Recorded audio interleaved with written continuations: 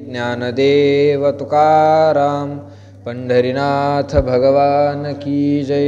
माऊली ज्ञानेश्वर महाराज की जय. शांती ब्रह्म एकनाथ महाराज की जय. जगद्गुरु तुकाराम महाराज की जय. सद्गुरु जोग महाराज की जय. नमामि सद्गुरुं शांतं सच्चिदानंद विग्रहं पूर्णब्रह्म परानंद मीशमालंदी वल्लभम्. ओम नमो ज्ञानेश्वरा करुणाकरा दयाळा. तुमचा अनुग्रह लाधलो पावन झालो चराचरी. मी कळा कुसरी काहीच नेने बोलतो वचने अतिभाविका. तुमचा अनुग्रह लाधलो पावन झालो चराचरी. एका जनार्दनी तुमचा दास त्याची आस पुरवावी. तुमचा अनुग्रह लाधलो पावन झालो चराचरी. जे लोकत्रयाचे भातुके खेळताची खाय कवतिके तिच्या दासीपणाचे निबिके तृष्णाजी. ज्ञानोबाराय भगवंताच्या वचनांचा अनुवाद करत आहे. अर्जुनाची जी शंका होती त्या शंकेचं उत्तर भगवान देत आहे. इच्छा नसतानाही मनुष्याला पाप करायला लावणारे हे विकार आहेत. काम क्रोधादी विकार आहे. आणि ते विकार कसे आहे हेही भगवंताने सांगितलेलं आहे. ते सांगत असताना त्याच्यावर भाष्य करत असताना ज्ञानोबारायांनी कामक्रोधाचं वर्णन तर केलंच, पण केवळ काम आणि क्रोध या दोघांचं वर्णन केलं नाही. भगवंताने दोनच नाव घेतले, काम येश क्रोध येश, दोघांचेच नाव घेतले. पण ज्ञानोबारायांनी त्याच्यावर भाष्य करत असताना सहकुटुंब संपूर्ण परिवाराचंच काय केलं, त्यांच्या वर्णन केलं ज्ञानोबारायांनी. दिवाळीचा सण आहे की नाही, एक दोघाचं कशाला वर्णन, सगळं परिवार दिवाळीला एकत्र आला पाहिजे. कोणी कोणत्या गावाला कोणत्या गावाला कुठेही राहत असू द्या, पण दिवाळीला सगळे सोबत आले पाहिजे ना. म्हणून ज्ञानोबारायांनी सर्वांचं वर्णन, सगळ्या परिवाराचंच काय केलेलं आहे, वर्णन केलं आहे. वर्णन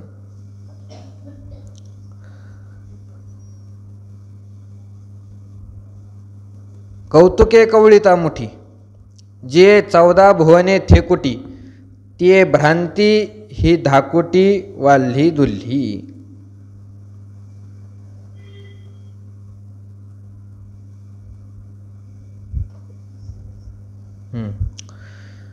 तर भ्रांती म्हणजे भ्रम जो आहे, ही भ्रांती नावाची या कामक्रोधांची काय आहे, फार आवडती अशा प्रकारची लहान बहीण आहे, असं वर्णन केलं. तिचं वर्णन करत असताना कौतुके कवळीता मुठी जे 14 भुवने थेकुटी, एवढी मोठी मूठ आहे तिची की 14 भुवनांना सहज व्यापून घेते, सहज, अशी ही भ्रांती आहे. त्यापुढे ज्ञानोबाराय बोलत आहे, जे लोकत्रयाचे भातुके खेळताची खाय कवतिके तिच्या दासीपणाचे निबिके तृष्णा जिये. तिच्या दासीपणाचे निबिके तृष्णा जिये. तिच्या शब्दाचा अर्थ भ्रांतीच्या. वर जी भ्रांती सांगितली ती भ्रांती कशी आहे, अजून एका ओळीत ज्ञानोबाराय विस्तार करतात. जे लोकत्रयाचे भातुके खेळताची खाय कौतिके.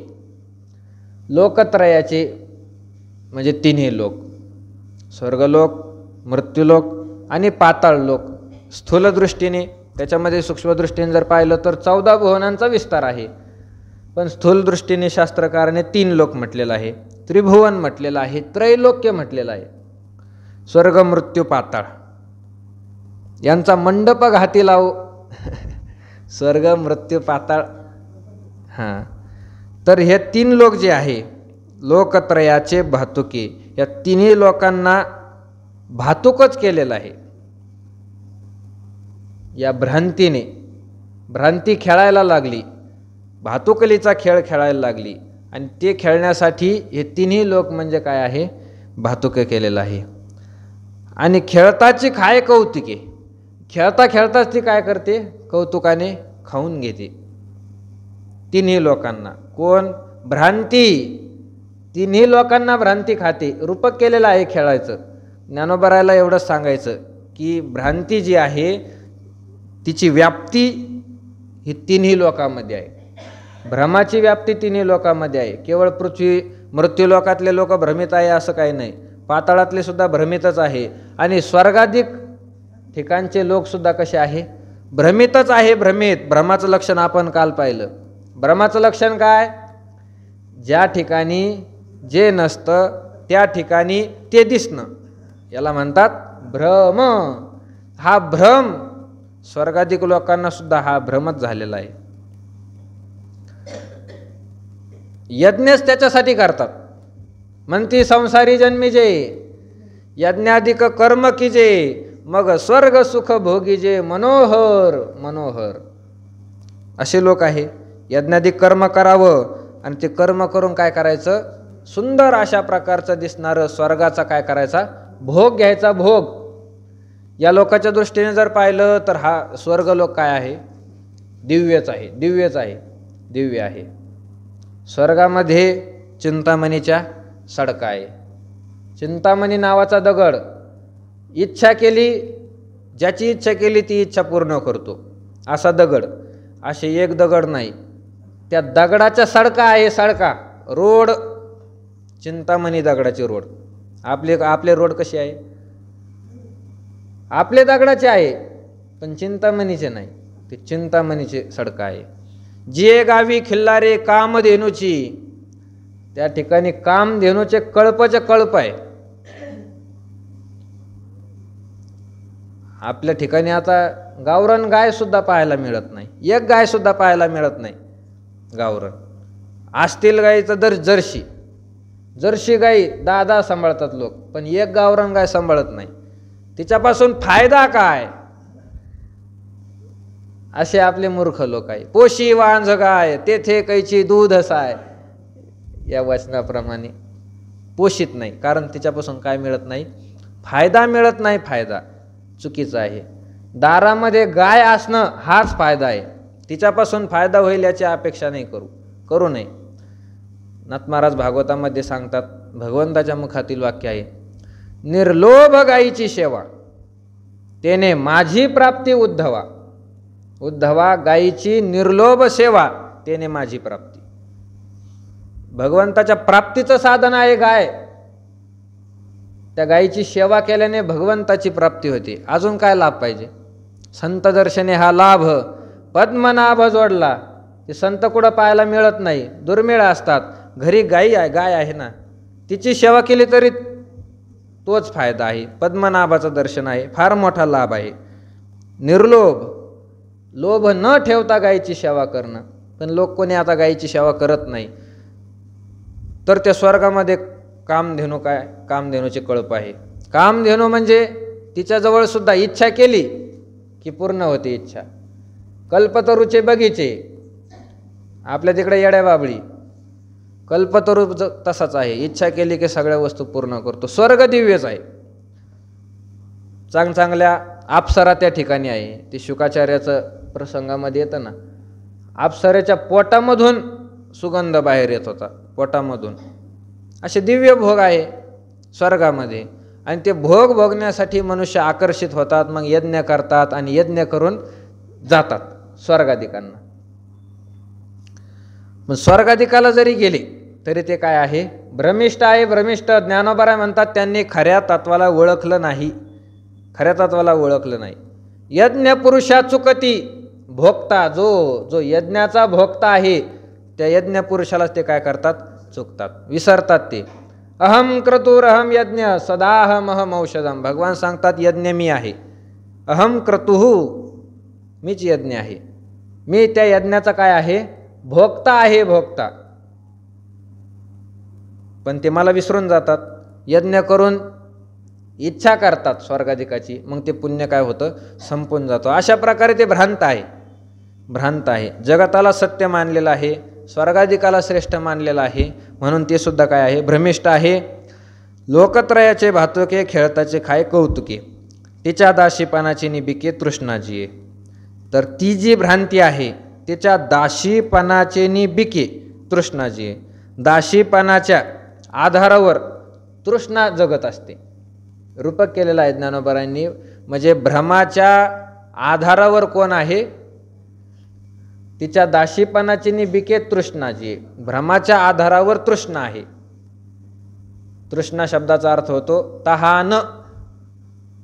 तृष्णा म्हणजे तहान. तहान कोणाची केवढी असेल याचा भरोसा नाही. कोणाची तहान केवढी असेल, बाबाच्या भाषेमध्ये आग, कोणाच्या अंतःकरणामध्ये आग किती असेल, मला पाहिजे, मला पाहिजे, हे पाहिजे, ते पाहिजे, ते पाहिजे, किती मोठा असेल याचं मोजमाप करू शकत नाही. मोजमाप तृष्णा किती आहे. तृष्णा वाढणिल्या मेरूही हाता आलिया, तरी म्हणे एखाद्या दारू ना ओळखो. केवढी तृष्णा असते लोकांची. सोन्याचा मेरू पर्वत आहे, मेरू पर्वत जरी आणून दिला तरी म्हणे एखाद्या दारू ना ओळखो. अजून पाहिजे, अजून पाहिजे. ही तृष्णा आहे जी कधीच पूर्ण होत नाही. तिचंच नाव तृष्णा. पूर्णच होत नाही तहान. किती असावी, किती असावी. वामन भगवंताने अवतार घेतला त्यावेळेस राजाने सांगितलं, महाराज मागा, तुम्ही माझ्या यज्ञामध्ये आलेले आहे, मी देण्यास समर्थ आहे, मागा तुम्हाला काय पाहिजे.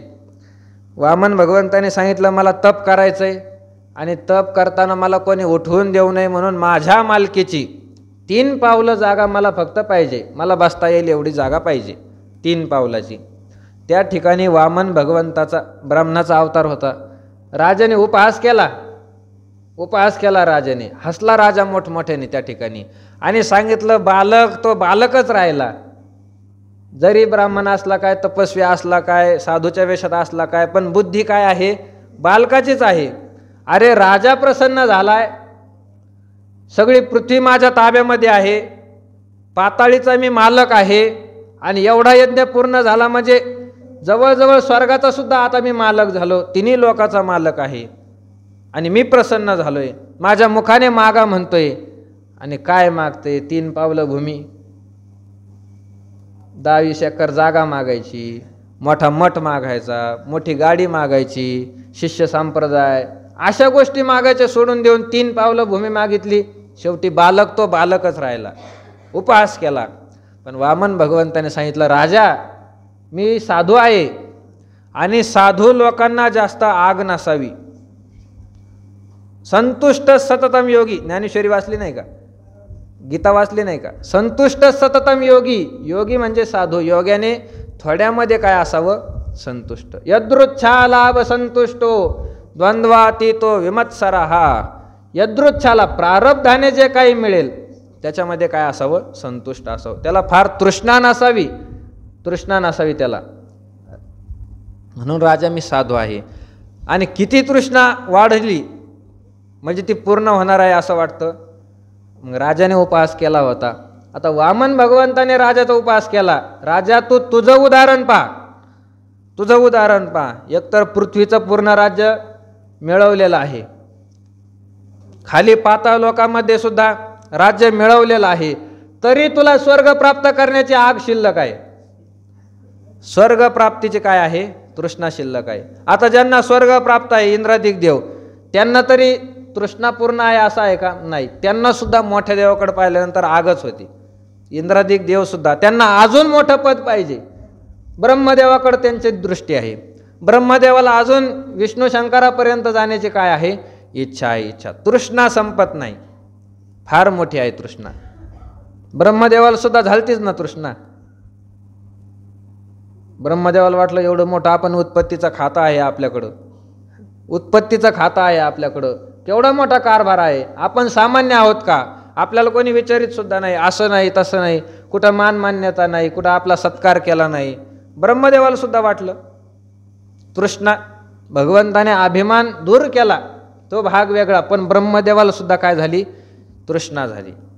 तृष्णा काला खायला आला होता, काय झाली? तृष्णा झाली. तृष्णा संपत नाही.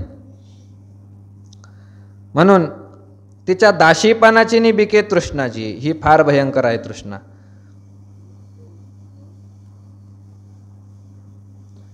जे लोकत्रयाचे भातुकी, खेळताची खाये कौतिके, तिच्या दाशीपणाची निबिके तृष्णाजी, ही तृष्णा आहे. तृष्णा कशावर जगते? दाशीपणाची निबिके. दाशी आहे. दाशी कोणाची? भ्रांतीची दाशी आहे. तृष्णा कोणाची दाशी आहे? भ्रांतीची दाशी आहे. भ्रांती, भ्रमाची दाशी आहे. हे दाशीपणाचं कारभार पूर्वी होता, आता राहिलं नाही. पूर्वीचे राजे होते, आपल्या मुलीचं लग्न केलं, त्या मुलीसोबत काय करायचं? दाशी पाठवून द्यायच्या, दास पाठवून द्यायचे, घोडे, हत्ती, मुलीला आंधन म्हणून. आता लोक कुठं मोठं देतात, एखादी कारवड असली, शेळीची बारीक पाट असली, आंधन म्हणून. पहिलं दाशी देत होते आंधन म्हणून. तर ही दासी आहे. दासी, दाशीच्या आधारावर ही तृष्णा जगते. म्हणजे तृष्णा ही भ्रांतीची दाशी आहे. आता दाशी आंधन दिलेली असते, राणीला आंधन दिलेली असते. जिथं जिथं राणी तिथं तिथं दाशी, कारण तिची सेवा करण्यासाठी ती तत्पर असते. भ्रांतीची दाशी आहे तृष्णा. मग ज्या ज्या ठिकाणी भ्रांती आहे त्या त्या ठिकाणी तृष्णा आहे. ज्या ज्या ठिकाणी भ्रांती आहे त्या त्या ठिकाणी काय आहे? तृष्णा आहे. भ्रांतीला सोडून तृष्णा राहत नाही. स्वतंत्र जगणं नाही तृष्णेचं. तृष्णेला स्वतंत्रता नाही, ती भ्रांतीच्या आधारावर आहे.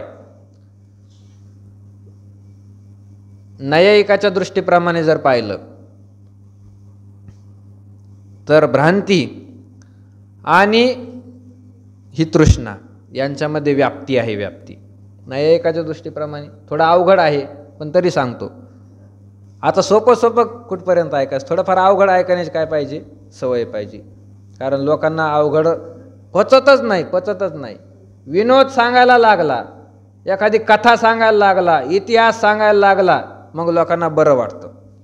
विनोदाची कथा गोड वाटे, तुकोबारांनीच म्हटलेलं आहे. विनोदा देवाची कथा नावडे सर्वथा, विनोदाची कथा गोड वाटे. असं नाही झालं पाहिजे. आपली ऐकण्याची प्रवृत्ती हळूहळू काय झाली पाहिजे? सुधारली पाहिजे. अवघड ऐकण्याची सवय पाहिजे. थोडंफार कळलं, उद्या जास्त कळेल, परवा अजून जास्त कळेल, पण सवय तरी पाहिजे ना. अन्वय व्यतिरेक त्यांच्यामध्ये आहे. कोणामध्ये? भ्रांतीमध्ये आणि तृष्णेमध्ये. कसं आहे? अन्वय शब्दाचा अर्थ होतो असणं आणि व्यतिरेक शब्दाचा अर्थ होतो नसणं. अन्वय सहचार आणि व्यतिरेक सहचार हे शास्त्रकाराचे शब्द आहे. कार्यकारण ठरवत असताना यांची काय आहे? संगती आहे. एखाद्या गोष्टीचं कार्य कोणतं आहे आणि कारण कोणतं आहे, याच्यामध्ये अन्वय व्यतिरेक शास्त्रकारांनी ठरवलेलं आहे. ते भ्रांतीचं आहे, सिद्धांत आहे. एक दृष्टांत आपण पाहू म्हणजे लक्षात येईल. सोपं दृष्टांत. लोकांची अशी मान्यता आहे की पैशाने काय होतं? सुख होतं. लोकांची मान्यता काय आहे? लोकांची म्हणजे नुसती बिना माळकऱ्याची नाही, माळकऱ्याची, महाराज लोकांची, कीर्तनकाराची हीच मान्यता आहे. म्हणजे कीर्तनकार झाला म्हणजे त्याची मान्यता बदलली असं काही नसतं. वरून वरून ते कपडे घातलेले असतात बगळ्यासारखे. सकाळी प्रवचनात झाला विषय. तर पैशाने सुख होतं ही सगळ्याची जवळजवळ काय आहे? मान्यता आहे. पण ही मान्यता चुकीची आहे. पैसा हे सुखाचं कारण जर मानलं आणि पैशाने सुख हे कार्य जर मानलं, त्याच्यामध्ये कार्य कारण भाव जुळायला पाहिजे. म्हणजे अन्वय सहचार आणि व्यतिरेक सहचार ज्या ठिकाणी असतो त्या ठिकाणी त्या गोष्टीचं ते काय असतं? कार्य असतं. म्हणजे ज्या ठिकाणी कारण आहे त्या ठिकाणी कार्य असलं पाहिजे, याला म्हणावं अन्वय सहचार. आणि ज्या ठिकाणी कारण नाही त्या ठिकाणी कार्य नाही, याला काय म्हणायचं? व्यतिरेक सहचार म्हणायचं. कारण आहे त्या ठिकाणी कार्य पाहिजे, त्याला अन्वय सहचार म्हणतात. कारण जर तुम्ही पैसा मानलं आणि कार्य जर सुख मानलं तर ज्या ज्या ठिकाणी पैसा आहे त्या त्या ठिकाणी काय पाहिजे? सुख पाहिजे. व्याप्ती आहे. ज्या ज्या ठिकाणी पैसा आहे त्या त्या ठिकाणी सुख पाहिजे. असं होतं का? होतं का असं? पैसा आहे पण सुख नाही, असं कधीच होत नाही. क्वचित एखाद्या ठिकाणी असू शकतं, पण प्रत्येकच ठिकाणी ते आहे असं नाही. कितीतरी श्रीमंत लोक रडताना दिसतात. श्रीमंत लोक, पैसा तर भरपूर आहे पण रडताना दिसतात. रडताना का? भीती आहे. भीती आहे. भीती. कसं होईल, कसं होईल. झोप लागत नाही श्रीमंत लोकांना. गुरुरे बाबा सांगत असतात, जो भिकारी आहे, ज्याच्याकडे काहीच नाही, रस्त्यावर झोपतात लोक. रस्त्यावर बिनधास्त, काही घोर नाही. त्यांना माहीत असतं आपली परिस्थिती म्हणजे काय आहे. काहीच नाही जवळ. चोर येऊन येऊन काय करणार आहे, काय नेणार आहे, काहीच नाही. आणि रस्त्यावर झोपणाऱ्याच्या चोरसुद्धा नादी लागत नाही. आता माहीत असतं रस्त्यावर झोपतात. पण जे श्रीमंत लोक असतात, मोठ्या मोठ्या बंगल्यामध्ये राहतात, बंगल्याचं संरक्षण करायला हातात बंदूक घेऊन 2-2, 3-3 लोक त्यांच्या. बंगल्याला बाहेरून कुलूप, आतून कुलूप, खोलीला कुलूप, आणि तरीसुद्धा झोप येत नाही. मोठा पलंग, पलंगावर फुटभर गादी, पण झोप लागत नाही. त्यांना काय असते? भीती असते. एवढी मोठी संपत्ती, कोणी चोर आला तर काय होईल, मला मारलं तर काय होईल. भीती आहे. रडतात ते रडतात. सुखी आहे का त्यांचं जीवन? नाही. पैशावाल्याचं जीवन सुखी नाही. सुखी नाही. पैसा आहे तिथं सुख पाहिजे ना. जर तुम्ही पैशाने सुख होता असं मानता तर ज्या ज्या ठिकाणी पैसा आहे त्या त्या ठिकाणी सुख पाहिजे. पण हे काय आहे? चुकीचं आहे. याच्या पुढे चला.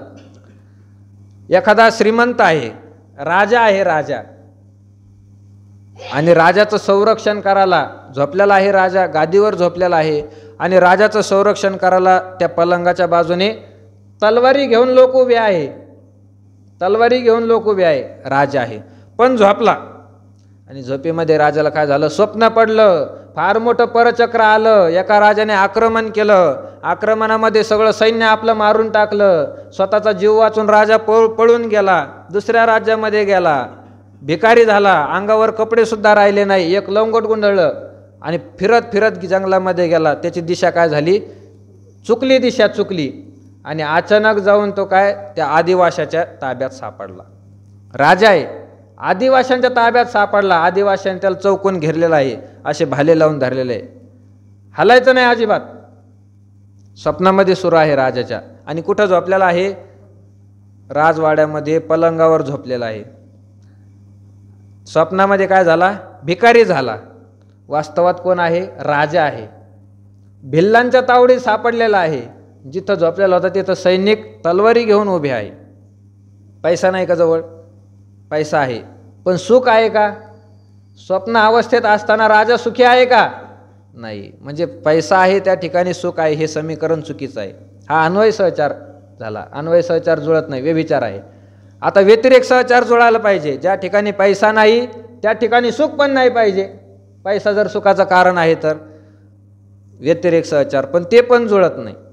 ज्या ज्या ठिकाणी पैसा नाही त्या त्या ठिकाणी सुखच नाही, असं आहे का? नाही. असं काही नाही. असं काही नाही. चला तुकोबारायांकडे. तुकोबारायांची स्थिती पहा. तुकोबारायांची स्थिती. बरे झाले देवा, निघाले दिवाळे. दिवाळीला निघालो नाही, दिवाळे निघाले. बरी या दुष्काळे पीडा केली. काय परिस्थिती होती तुकोबारायांची. अगोदर चांगलं होतं, पण 17 वर्ष एकदा वय झालं आणि 17 वर्षाच्या पुढे देवाच्याच मनात काय विचार आला, वैराग्य निर्माण करायचं होतं. सगळी परिस्थिती एकदम बदलली. दुष्काळ पडला, भयानक दुष्काळ पडला. लोकाला खायला काही मिळत नव्हतं. दुष्काळ पडला. वडील गेले. वडिलाच्या पाठीमागं लगेच आई पण गेली. भाऊ होता, भावाची बायको वारली. भाऊ तीर्थयात्रेला निघून गेला. स्वतःची लहानी पत्नी वारली. तिचा मुलगा होता संताजी, तो पण वारला. घरातले 2 बैल होते, बैलसुद्धा वारले. सगळं एकटीच गेलं तुकोबारायांचं. सगळं गेलं, सगळं गेलं, सगळं गेलं. परिस्थिती फार दयनीय झाली. तिथून पुढं तुकोबारायांची परिस्थिती अशीच राहिली. अशीच राहिली परिस्थिती, सुधारली नाही तिथून पुढं. भिकाऱ्याच्या पलीकडे तुकोबारांची स्थिती झाली. म्हटलंय भिकारी तुकोबारांनी स्वतःला, पण काय करणार? भिकाऱ्याच्या पुढं शब्दच राहिला नाही म्हणून भिकारी म्हटलं, पण परिस्थिती भिकाऱ्याच्या पुढं होती. भिकाऱ्याकडे काहीतरी असतं, तुकोबारायांकडे काहीच नव्हतं. कुत्री घर राखीती, जाऊ पुढे भिके कुत्री घर राखीती. काय चोर चोरी करण्याला येणारे? घर राखण्यासाठी कोण कोण आहे? कुत्रे आहे घरात, घराचं रक्षण करण्यासाठी. आम्ही सदैव सुडके जवळी येता चोर चोरांना भीती वाटते. यांच्याकडे जर गेलो आणि यांनी काही मागितलं तर काय करायचं? चोरांना भीती वाटते. एवढी गंभीर परिस्थिती. खायला काही मिळत नव्हतं, पण तेने सदा चित्ता समाधान, सर्व सुखल्यालो सर्व अलंकार, सदा नाम घोष करो हरिकथा, तेने सदा चित्ता समाधान. तुकोबारायांच्या मुखावरचं समाधान पहा. समाधान कधी बदललं नाही. अंतःकरणात जे सुख होतं ते सुख कधी बदललं नाही. एवढी मोठी गंभीर परिस्थिती झाल्यावर साहजिकच आहे, एखादा सामान्य माणूस जरा असता लगेच फाशी घेतली असती. एवढं मोठं दुःख झालं असतं, सामान्य माणसाने फाशीच घेतली असती. पण ते तुकाराम महाराज होते, त्यांच्या तोंडातून वाक्य निघाले, बरे झाले देवा निघाले दिवाळे. दुष्काळ पडल्यावर बरं झालं म्हणतं कोणी? बरी या दुष्काळी पीडा केली. तुकोबारायांचे वाक्य आहे. एखाद्याला वाईट पत्नी मिळाली, बरं झालं, बरे झाले देवा बाईल कर्कशा. चांगलं आहे देवा, आमची पत्नी काय आहे? कर्कश आहे, कर्कश. बरं का झालं? ती कर्कश असल्यामुळे वाईट बोलते, मग घरी यावंच वाटत नाही, डोंगरावरच आपलं मन रमतं. बरे झाले देवा बाईल कर्कशा. पोर मेरे मेले बरे झाले, देवे माये विरहित केले. पोर मेले, चांगलं झालं देवा. बाईल मेली, मुक्त झाली, देवे माया सोडविली. सगळी माया गेली आपली, बरं झालं. बायको मेली, बरं झालं, बरं झालं. बाप मेला न कळता नव्हती संसाराची, बाप मेला, चांगलं झालं. माता मेली मज देखता, तुका म्हणे हरली चिंता. आई मेली, चांगलं झालं. सगळी चिंताच आता एकदाची कटकट निघून गेली. मोकळा झालो परमार्थ करण्यासाठी. हे समाधान आहे तुकोबारायांच्या जीवनातलं समाधान. कशी परिस्थिती येऊ द्या, पण अंतःकरणात काय आहे? सुख आहे, सुख. पैसा आहे का जवळ? पैसा नाही. भिकाऱ्याच्या पुढची परिस्थिती, पण सुख आहे का नाही? सुख आहे. याला म्हणावं अन्वय व्यतिरेक व्यभिचार. म्हणजे पैसा आहे तिथं सुख आहे असं काही नाही, आणि पैसा नाही तिथं सुख नाही असंही काही नाही. ही व्याप्ती असते शास्त्रामध्ये. तसं या ठिकाणी व्याप्ती आहे. कोणाकोणाची व्याप्ती केली? भ्रांती आणि तृष्णा. ज्या ज्या ठिकाणी भ्रांती आहे त्या त्या ठिकाणी तृष्णा आहे, हे नक्की आहे, नक्की आहे. ज्या ज्या ठिकाणी भ्रांती आहे त्या त्या ठिकाणी तृष्णा आहे, आणि ज्या ज्या ठिकाणी भ्रांती नाही त्या त्या ठिकाणी तृष्णासुद्धा नाही. तुम्ही आम्ही सगळे जीव भ्रमिष्ट आहे. भ्रांती आहे की नाही आपल्याला? भ्रांती आहे आपल्याला. कसं तपासायचं भ्रांती आहे की नाही?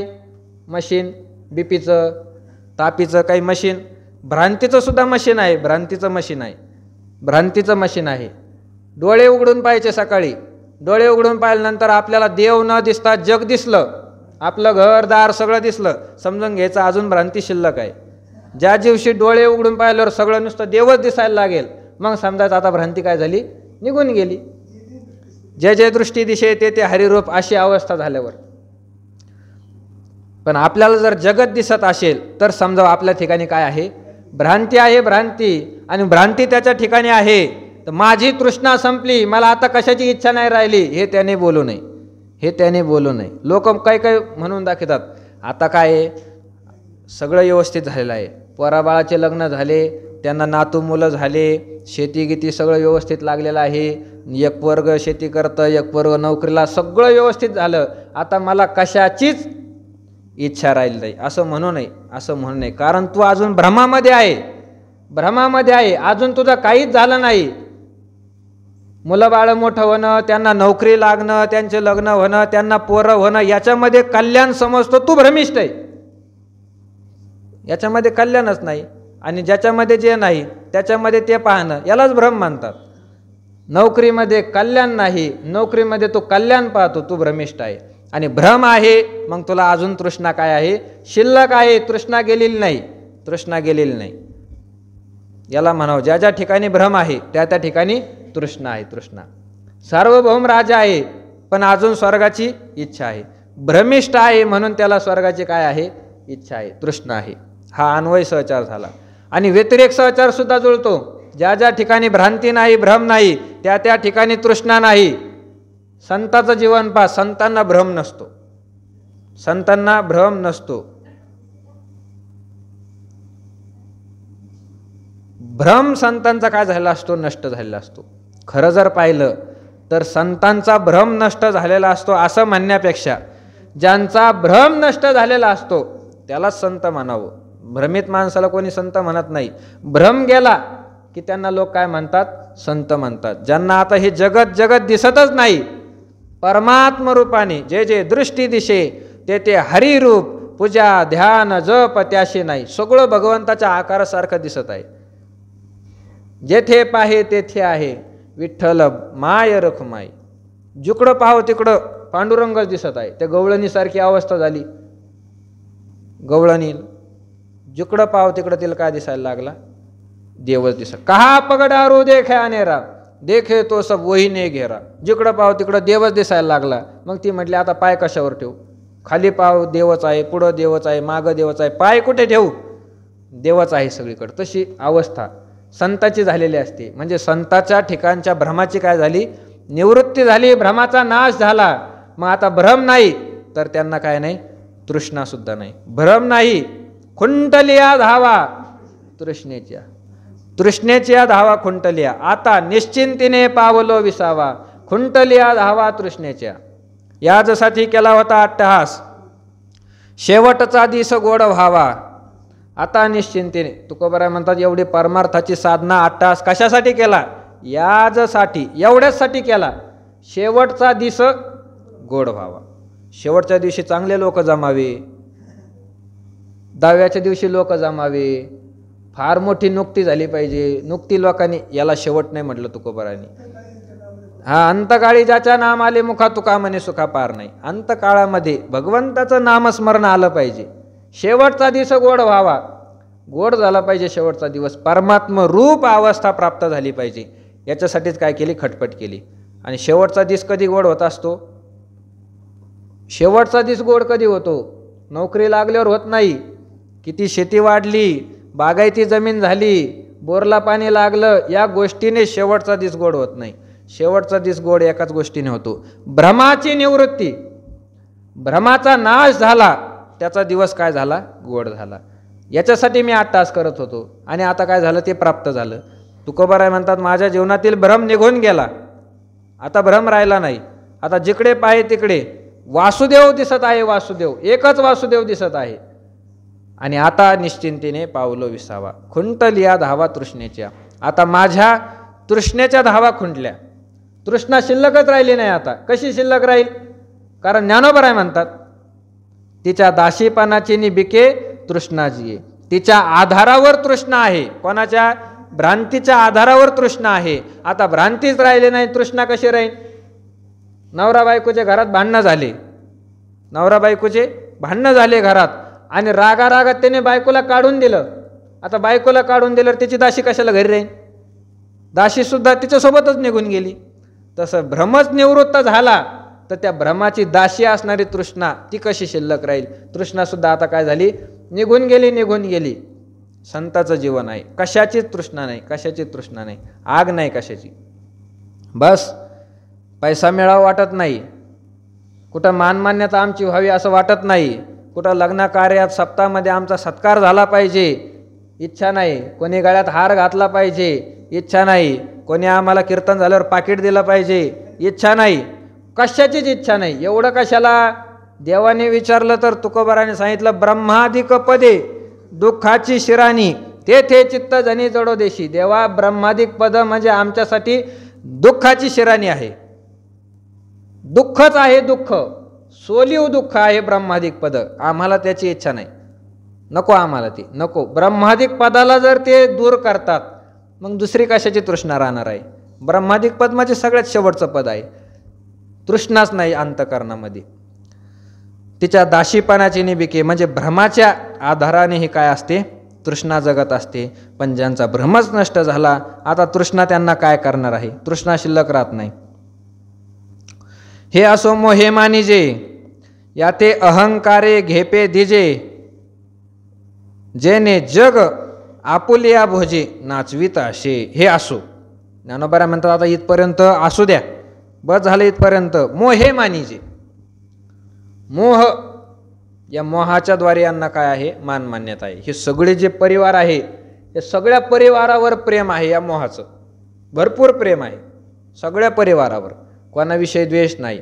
आशा आहे, आशेवर सुद्धा मोहाचं प्रेम आहे. तृष्णेवर मोहाचं प्रेम आहे.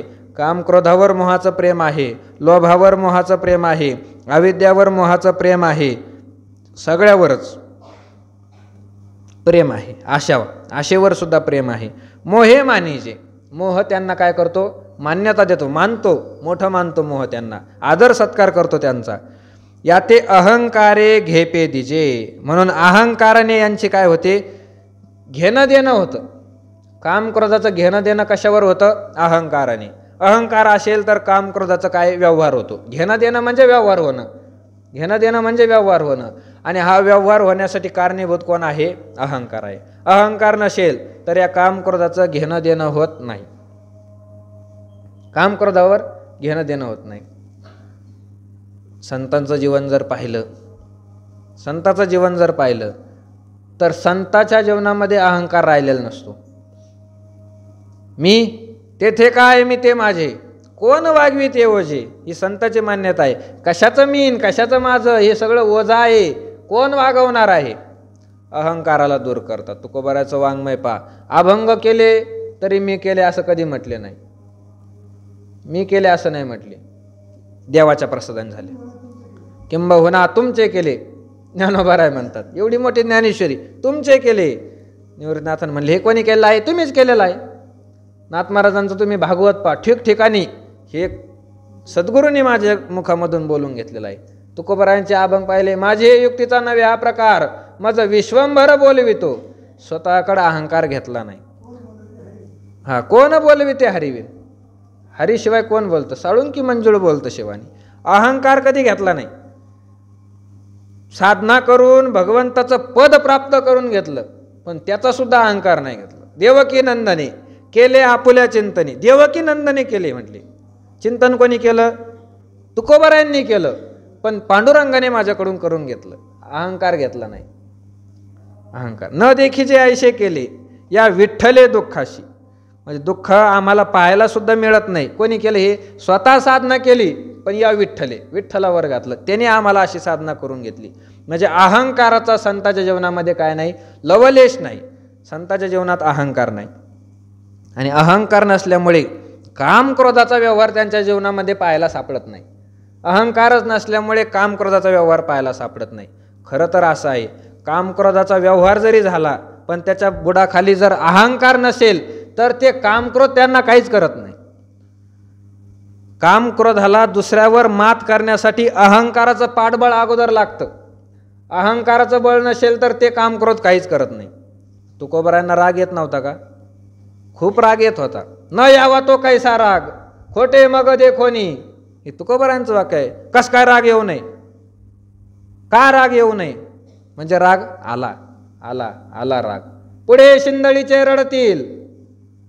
शिव्या दिल्या, राग आल्याशिवाय माणूस शिव्या देत असतो का. राग आला आला राग, पण त्या रागाने त्यांचं काहीच बिघडवलं नाही, काहीच केलं नाही. असं कुठं वर्णन आहे का, तुकोबारायांना क्रोध निर्माण झाला म्हणून तसे क्रोधामध्ये अभंग लिहिले, यामुळे तुकोबारायांना नरकामध्ये जावे लागले, कोणी म्हणेल असं.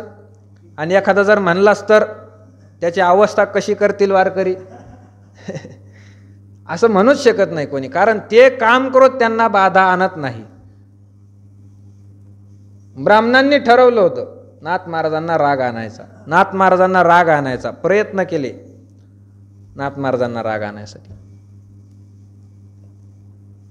एक सद्ग्रस्त आलेला, त्याच्या घरी मुलीचं लग्न, मुलीच्या लग्नासाठी काय पाहिजे ते पैसे पाहिजे, पैसे नव्हते जवळ, याला माग त्याला माग, असं कर तसं कर. 200 रुपये पाहिजे होते.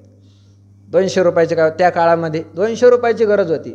ब्राह्मणाने सांगितलं 200 काय 400 देतो, 200 काय 400 देतो, काम कर फक्त. त्याला वाटलं आता काहीतरी करावंच लागणार आहे, फुकट कोणी कसं देईन, करतो बाबा काय काम आहे. एक काम करायचा, पुढचा वाडा दिसतो ना, त्या वाड्याचा मालक एकनाथ आहे, एकनाथ नावाचा माणूस आहे, त्या माणसाला फक्त राग आणायचा, राग आणायचा.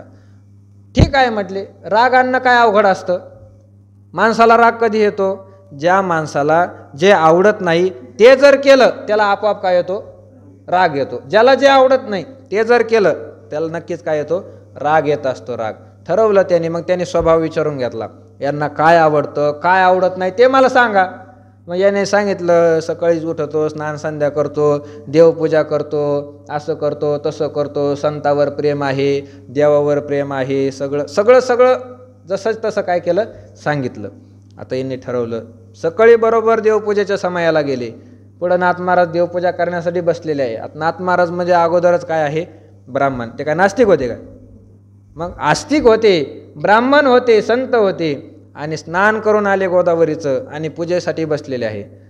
नाथ महाराजांची ती पूजा, एवढे मोठे देव. अजूनसुद्धा नाथ महाराजांचा देवारा तसाच आहे. विजयी पांडुरंग त्या ठिकाणी आहे, सूर्य भगवंताने दिलेला आहे. नाथ महाराजांची पूजा सुरू झाली. आता सोपं आहे, सोवळ्यामध्ये एखादा जर पूजा करत असेल, त्याला नुसता स्पर्श जरी केला तरी त्याला काय येतो, राग येतो. राग येतो त्याला, राग. खरं तर असं आहे, स्पर्श केल्यानंतर राग येऊ नये, म्हणजे लोकांनी त्याला स्पर्शच करत राहावं असं काही नाही. लोक खूप मूर्ख आहे. लोक कोणत्या वाक्याचा काय उपयोग करतील हे सांगताच येत नाही, सांगताच येत नाही, सांगताच येत नाही. लोकांचं म्हणणं आहे, देवाला कुठं विटाळ होत असतो का? देवाला कुठं विटाळ होत असतं? तसं नाही. धर्मशास्त्रामध्ये विग्रह जी मूर्ती आहे त्या मूर्तीला विटाळ होत असतो, मूर्तीला विटाळ होत असतो. विटाळच जर झाला नसेल तिला मग स्नान कशाला घालता, आंघोळ कशाला घालता? आंघोळ कधी असते? माणूस अपवित्र होतो हे शुद्ध होण्यासाठी आंघोळ असते ना. ज्या अर्थी देवाला आपण आंघोळ घालतो त्या अर्थी त्याला नक्कीच काय होतो, विटाळ होत असला. ईश्वर स्वरूपामध्ये त्याला विटाळ नाही, तो निर्लेप आहे. पण मूर्तीमध्ये प्राणाची स्थापना झाली की त्याला नक्कीच काय होणार असतो, विटाळ. तुका म्हणे विटाळशी देवापाशी नसावी, हे तुकोबारांचं विधान आहे, धर्मशास्त्रातलं नाही. तुकोबाराय सांगतात देवाला विटाळ सहन होत नाही. देवाचं स्वरूपाचं वर्णन करत असताना सुद्धा असंच म्हटलेलं आहे, उपाधी वेगळे, तुम्ही निर्विकार, काहीच विटाळ नाही तुम्हा. त्याच्या स्वरूपामध्ये काय नाही, विटाळ नाही. विटाळ त्याला सहन होत नाही. मूर्तीमध्ये आल्यानंतर देवाला विटाळ सहन होत नाही. म्हणजे जो सोवळ्या ओवळ्यामध्ये पूजा केली पाहिजे हे नक्कीच आहे. आणि सोवळ्या ओवळ्यामध्ये एखादा पूजा जर करत असेल तर आपण काय व्हावं, दूर राहून नमस्कार करावा, त्याला स्पर्श करण्याचा प्रयत्न करू नये. आपण एवढे काय हुशार राही, आपण कुठं लगवीला बसलो, संडासला गेलो, हातपाय धुत नाही माणसं, आता फार अवघड झालेलं आहे. त्याला स्पर्श करू नये. पण सोवळ्या ओवळ्यात पूजा करणारा जो आहे त्याला फक्त स्पर्श जरी केला तरी राग येतो, सगळ्यालाच माहीत आहे. मग याने काय केलं, नाथ महाराज पूजेला बसलेले असताना पायामध्ये चपला तशाच आहे, तशाच चपला ताड ताड ताड ताड गेला, लगेच देवपूजे समोर जाऊन तिथं काय झाला, उभा राहिला नाथ महाराजांच्या समोर, देवाच्या पाठाशा जरी चपला घालून उभा राहिला. नाथ महाराजांच्या जागेवर जर आपण असतो तर काय केलं असतं? एखाद्याने रागाने ते देवच फेकून आणला असता, देवच फेकून आणला असता. पण ते नाथ महाराज होते, कशाचा राग उत्पन्न होतो, कशाचं काय. नाथ महाराजांनी त्या ठिकाणी पाहिलं, सगळ्या ते चपला घालून तसेच आले, असेच आले. नाथ महाराजांनी सांगितलं, वा वा वा वा वा, किती तुमचं माझ्यावर प्रेम आहे, एवढ्या प्रेमापोटी तुम्ही पळत आले, पायातला जोडा काढायचा सुद्धा तुम्ही काय झाले, विसरून गेले. काय तुमचं प्रेम आहे, बसा बसा. नाथ महाराजांनी ते देवर राहू दिले, त्यालाच आंघोळ घातली अगोदर, त्याचीच पूजा. आता कार्यक्रम फेल गेला, रागच आला नाही. त्याला वाटलं पैसे कसे मिळणार आहे, पैसे कसे मिळणार, हे कर ते कर ते कर, भरपूर प्रयत्न केले पण राग काही आलाच नाही. शेवट त्याने ठरवलं, लोकांचं बायकोवर काय असतं, प्रेम असतं. आणि एखाद्याच्या बायकोला डिवसलं म्हणजे त्याला नक्कीच काय येणार, राग येणार ना. पंगत बसलेली आहे आणि पंक्तीमध्ये गिरजा माता वाढायला, तूप वाढायला लागल्या. नाथ महाराजांची श्रीमंती, वरगळ तूप पंक्तीमध्ये चालू झालं वाढायला. आणि पंगत वाढत असताना याने काय केलं, उठला आणि गिरजा मातेच्या पाठीवरच जाऊन बसला. गिरजा मातेच्या, त्याला वाटलं आता काम झालं आपलं, आता याला नक्की राग येणार. नाथ महाराजांनी ते पाहिलं, पण नाथ महाराज शांतीचे पुतळे, कशाचा राग येतो. नाथ महाराजांनी सांगितलं, गिरजा मातेकडे पाहून बोलले, सांभाळा बर का, लेकरू आहे तुमचं, सांभाळा, पडेल खाली. त्याला वाटलं आता अवघडच झालं, लेकरू आहे तुमचं, सांभाळा, मी पाठीवर बसलेलो आहे बायकोच्या. आणि गिरजा माता सुद्धा सामान्य होत्या का, त्या सुद्धा पतिव्रता, त्याच अधिकाराच्या नाथ महाराजांच्या पत्नी होत्या. त्यांनी सांगितलं, स्वामी तुम्ही काळजी करू नका, हरिपंडिताला सांभाळण्याची मला चांगली सवय. कशाचा राग आणि कशाचं काय, क्रोध निर्माणच झाला नाही, क्रोध निर्माणच झाला नाही. शेवट त्याने पाय धरले, महाराज मी चूक केली, असं केलं तसं केलं, पैसे लागत होते, यांच्या म्हणण्यानुसार हे केलं ते केलं ते केलं. नाथ महाराज सांगितलं पैसेच लागत, मला मागायचे ना, मी काय तो लग्न पोरीचं सगळं करून दिलं असतं. नाथ महाराजांनी त्याला पैसे दिले. थांब म्हटले, त्या ब्राह्मणाने सांगितलं ना पैसे, त्यांच्याकडून सुद्धा तुला घेऊन देतो. मी राग आणण्याचं आता नाटक करतो आणि तू त्यांच्याकडून काय करायचे, पैसे. म्हणजे ते ब्राह्मण सगळे मजाच पाहत होते बाहेरून. नाथ महाराजांनी आरडाओरडा सुरुवात करायला केली, असं केलं तसं केलं, 2-4 शिव्या दिल्या त्याला, माझ्या घरात येतो, असं करतो तसं करतो. धक्काबुक्की करत नाथ महाराजांनी त्याला घराच्या बाहेर आणलं. चल होय बाहेर, अपवित्र घर करून टाकलं, हे केलं ते केलं. आणि मग ते ब्राह्मण काय झाले, हसायला लागले. मग नाथ महाराज म्हणले काढा याचे 200 काढा, 200चे बदले 400 काढा. राग आला ना आता 4. पण त्या रागाने नाथ महाराजांचं वाईट झालं काही नाही झालं. कितीही राग का अभंग जर तुम्ही नाथ महाराजांचे वाचले, वाचत नाही मला माहिती आहे, वाचत नाही ते मला माहिती आहे, पण पहा वाचून जर वेळ मिळाला तर. नाथ महाराजांचे जर अभंग वाचले तर तुकोबारायांच्या पेक्षा कितीतरी पटीने पुढचे अभंग आहे. तुकोबाराय एवढे बोलले नाही, ते शब्द नाथ महाराज बोललेले आहे. नाथ महाराजांचं रामायण जर काढलं, नवीन रामायण, ते नवीन रामायण छापणाऱ्यांनी सगळं त्यातलं भागच काढून टाकला. पण जुनं जे रामायण आहे नाथ महाराजांचं जुनं छापलेलं, त्यामध्ये सुंदरकांड पहा तुम्ही. ज्या वेळेस त्या लंकेमध्ये शोध घेण्यासाठी हनुमंतराय गेलेले आहे आणि हनुमंतरायाने रात्री शोध घेण्यासाठी सुरुवात केली, या वाड्यात पाय त्या वाड्यात पाय. मग ते पाहत असताना हनुमंतरायांना तिथं लंकेमध्ये काय काय दिसलं, त्याचं असं विस्ताराने वर्णन नाथ महाराजांनी केलेलं आहे. ते वर्णन जर वाचलं तर कोणीच म्हणणार नाही हे माळकऱ्यांनी लिहिलेलं आहे म्हणून. एवढ्या कठोर शब्दामध्ये नाथ महाराजांनी ते वर्णन केलं आहे. रागामध्ये सगळे बोलले, पण त्या रागाने त्यांचं काहीच बिघडलं नाही. याचं कारण आहे त्या रागाच्या खाली अहंकाराचं पाठबळ नव्हतं. यस्य नाहंकृतो भावो बुद्धिर यस्य न लिप्यते हत्वापि स इमान लोका न हंती न निबद्धते तया करण्याया तू घडे त्रैलोक्याचा घातू परी तेने केले हे मातू बोलावी ना. देवही तेच म्हणतात आणि भगवानही ते म्हणतात. ज्याच्या ठिकाणी अहंकृत भाव हा न, अहंकार नाही देहाचा, त्या मनुष्याने काहीही कर्म करू द्या, त्याला त्याचं काय लागत नाही, कर्माचा लेप लागत नाही, कर्माचा लेप लागत नाही. वैकुंठवासी वक्ते बाबा सांगायचे, ज्याच्या ठिकाणी अहंकार नाही, ज्याच्या ठिकाणी अहंकार नाही, त्याने चंद्रभागेत स्नान केलं तरी त्याला पुण्य लागत नाही आणि त्याने कोंबडी खाल्ली तरी त्याला पाप लागत नाही. अहंकारावर सगळं आहे. ती कथा आपल्याला माहीतच आहे. आता आपल्याला वेळ नाही. दुर्वास निराहारी आणि कृष्ण बालब्रह्मचारी. कशामुळे आहे, अहंकार नाही. यांनी सगळ्याला भोगून सुद्धा ब्रह्मचारीच राहिला आणि दुर्वासाने एवढं मोठं खाऊन सुद्धा निराहारीच राहिला. याचं कारण आहे अहंकार नाही. अहंकार जर पाठीमागे असेल तर त्या अहंकाराच्या बळाने हे काय होत असतं, कामक्रोधांचं व्यवहार होत असतो. हे असो मोहेमाने जे या ते अहंकारे घेपे दिसे जेने जग आपुल्या भोजे नाचवीत असे. त्या अहंकाराचं वर्णन करत असताना ज्ञानोबा म्हणतात, कसा अहंकार आहे, आपुलिया भोजे जग नाचवीत असे.